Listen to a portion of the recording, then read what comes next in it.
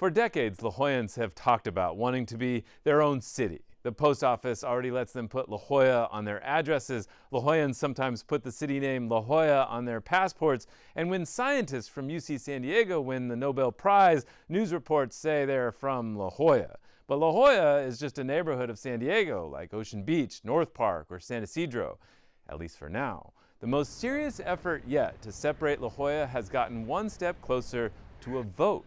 Supporters collected more than 7,000 signatures from La Jolla residents, enough to advance it to an agency you may never have heard of, the Local Agency Formation Commission.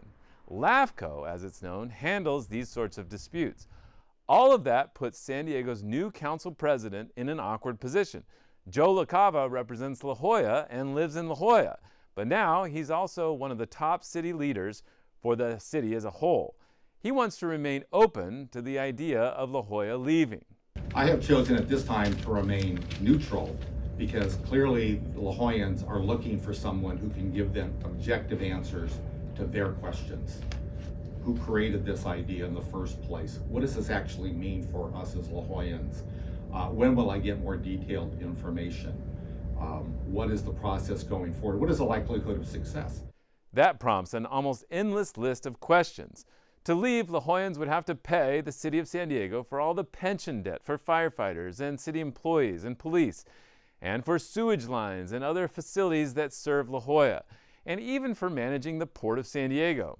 The Association for the City of La Jolla, which is leading the charge, says it wants to pay the city for fire protection, police services, and other services.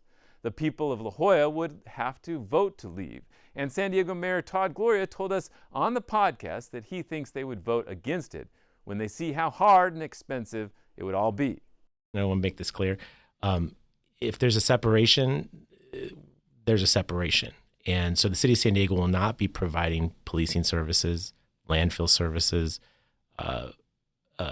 sewage services. Those we will not be contracting.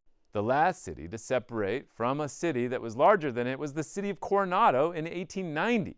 La Jolla will have a long road if it wants to be the next one. I'm Scott Lewis from Voice of San Diego, and that's why it matters.